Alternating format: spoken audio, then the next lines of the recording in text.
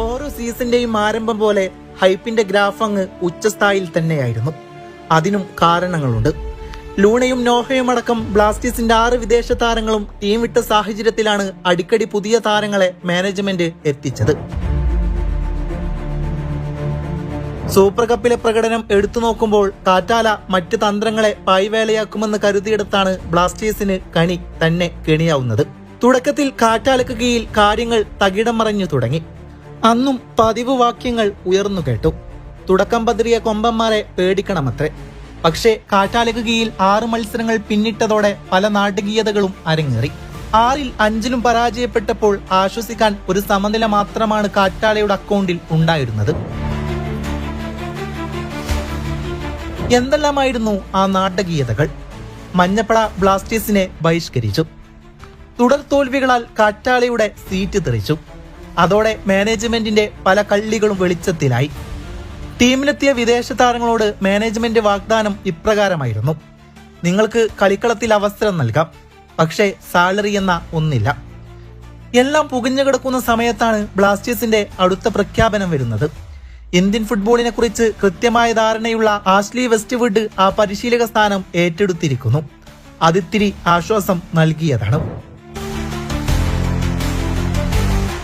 എന്നാൽ അയാൾക്കും പ്രതീക്ഷിച്ച തുടക്കം ലഭിച്ചില്ലായിരുന്നു. എന്നാൽ ആ പരാജയത്തിൽ നിന്ന് പിഴവുകളെല്ലാം മനസ്സിലാക്കി വീണ്ടും അംഗത്തിനിറങ്ങി. ഇത്തവണ ബംഗളൂരു FC-യെ അവരുടെ മടയിൽ കയറി ചരിത്രത്തിൽ ആദ്യമായി പരാജയപ്പെടുത്തി. പിന്നാലെ നോർത്ത് ഈസ്റ്റ് യുണൈറ്റഡിനെതിരെ സമനില നേടുന്നു. തൊട്ടടുത്ത മത്സരത്തിൽ ജംഷഡ്പൂർ FC-യെ അങ്കത്തട്ടിലിട്ട് കൊട്ടി ബ്ലാസ്റ്റേഴ്സ് തിരിച്ചു വരികയാണ്. 6 മത്സരങ്ങളിൽ കാറ്റാലക്ക് നേടാനായത് വെറും 1 പോയിന്റ് മാത്രമായിരുന്നു. എന്നാൽ ആഷ്ലി വെസ്റ്റ്വുഡ് എത്തി 4 മത്സരങ്ങളിൽ നിന്ന് 7 പോയിന്റ് ബ്ലാസ്റ്റേഴ്സിന് നേടിക്കൊടുത്തു. ഇന്നിതാ ഒഡീഷയ്ക്കെതിരെ ബ്ലാസ്റ്റേഴ്സ് വിജയിച്ചിരിക്കുകയാണ്. അതും അവസാന മിനിറ്റിലെ ത്രില്ലർ ഗോൾ കൊണ്ട്.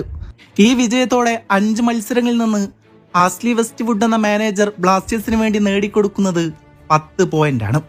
എന്തൊരു തിരിച്ചുവരവാണിത്! കാറ്റാലിൽ നിന്നും വ്യത്യസ്തമായി ആഷ്ലിക്ക് മുന്നേറ്റത്തിന് ഊറ്റം പകരാൻ 2 കുന്തമുനകൾ ഉണ്ടായിരുന്നു: ഫ്രഞ്ചുവും ബെനാരിഫും. ബംഗളൂരുവിന്റെ തട്ടകത്തെ നിശബ്ദതയിലായിത്തിയായിരുന്നു ഫ്രാൻസിസ്കോയുടെ അരങ്ങേറ്റം. ഫ്രഞ്ച് 8ന്റെ പഞ്ചിൽ ബംഗളൂരുവിന്റെ വിജയമോഹങ്ങൾ കാറ്റിൽ പറന്നു.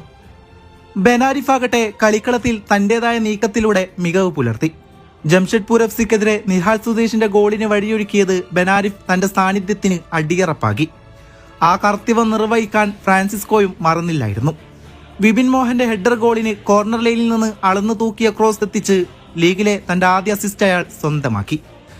കാര്യങ്ങൾ ഇത്ര വരെ എത്തിയ സ്ഥിതിക്ക് ഒരു കാര്യം ഉറപ്പിച്ചു പറയാം: കാറ്റാല പണിയെടുത്ത ബ്ലാസ്റ്റേഴ്സിൽ ആഷ്ലി വുഡ് കാര്യമായിട്ട് എന്തൊക്കെയോ ചെയ്തിട്ടുണ്ട്. അല്ലെങ്കിൽ അതേ ലൈനുകൾ വെച്ച് എങ്ങനെയാണ് ബാംഗ്ലൂരുവിനെയും ജംഷഡ്പൂരിനെയും ഒഡീഷയെയും കൊമ്പന്മാർ പിഴുതെറിഞ്ഞത്?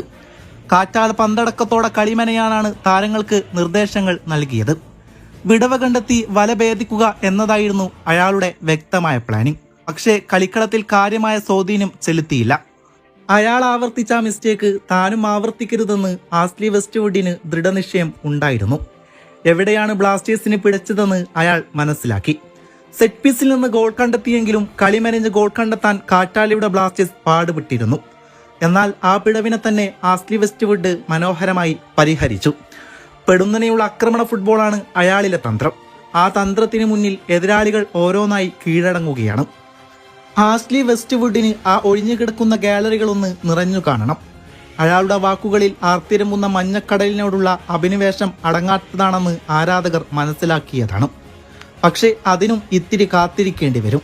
കാരണം മാനേജ്മെന്റാണ് പ്രശ്നം. അവരുടെ ഹൃദയസ്പർശനമല്ലാത്ത തീരുമാനങ്ങളാണ്. എന്നിരുന്നാലും ബ്ലാസ്റ്റേഴ്സ് തിരിച്ചു വന്നിരിക്കുന്നു. ഒഡീഷ FC-ക്കെതിരെ ആവേശകരമായ എക്സ്ട്രാ ടൈം വിജയവുമായാണ് കൊമ്പന്മാർ കളം നിറഞ്ഞത്. മത്സരത്തിലുടനീളം ഇരു ടീമുകളും ഇഞ്ചോടിഞ്ച് പൊരുതിയപ്പോൾ ഓരോ നീക്കത്തിലും ഉദ്വേഗം വ്യക്തമായിരുന്നു. മത്സരത്തിന്റെ 12ാം മിനിറ്റിൽ വിക്ടർ ബെർത്തോമ്യു നേടിയ ഗോളിലൂടെ ബ്ലാസ്റ്റേഴ്സാണ് ആദ്യം ലീഡെടുത്തത്. എന്നാൽ 27ാം മിനിറ്റിൽ റെയിം അലിയിലൂടെ ഒഡീഷ തിരിച്ചടിച്ചതോടെ കളി സമനിലയായി. 2ാം പകുതിയിൽ ഇരു ടീമുകളും പ്രതിരോധ കോട്ടകൾ തീർത്തെങ്കിലും വിജയത്തിനായി ദാഹിച്ച ബ്ലാസ്റ്റേഴ്സ് വിട്ടുകൊടുക്കാൻ ഒട്ടും തയ്യാറല്ലായിരുന്നു. ഒടുവിൽ ഇഞ്ചുറി ടൈമിന്റെ 4ാം മിനിറ്റിൽ, അതായത് 94ാം മിനിറ്റിൽ എബിൻദാസ് എടുത്ത കോർണറിൽ നിന്നും മാത്യൂസ് എർണാണ്ടസ് ആണ് ആ ഗോൾ നേടിയത്. തകർപ്പൻ ഹെഡർ ഗോളിലൂടെയാണ് അയാൾ ബ്ലാസ്റ്റേഴ്സിന് വേണ്ടി ലീഡെടുത്ത് മത്സരം വിജയിപ്പിച്ചത്. നിശ്ചയദാർഢ്യത്തോടെ പൊരുതിയ ബ്ലാസ്റ്റേഴ്സ് 2-1 എന്ന സ്കോറിന് വിജയം പിടിച്ചെടുത്തു. തോൽക്കാൻ തയ്യാറാകാത്ത പോരാളികളെ പോലെ അവസാന വിസിൽ വരെ പൊരുതി നേടിയ ഈ വിജയം ബ്ലാസ്റ്റേഴ്സിന്റെ കരുത്തും തന്ത്രപരമായ മികവും ഒരിക്കൽ കൂടി തെളിയിക്കുകയാണ്. ഇനി വരാനിരിക്കുന്ന പോരാട്ടങ്ങൾക്ക് ഈ വിജയം നൽകുന്ന ഊർജം ചെറുതൊന്നുമല്ല.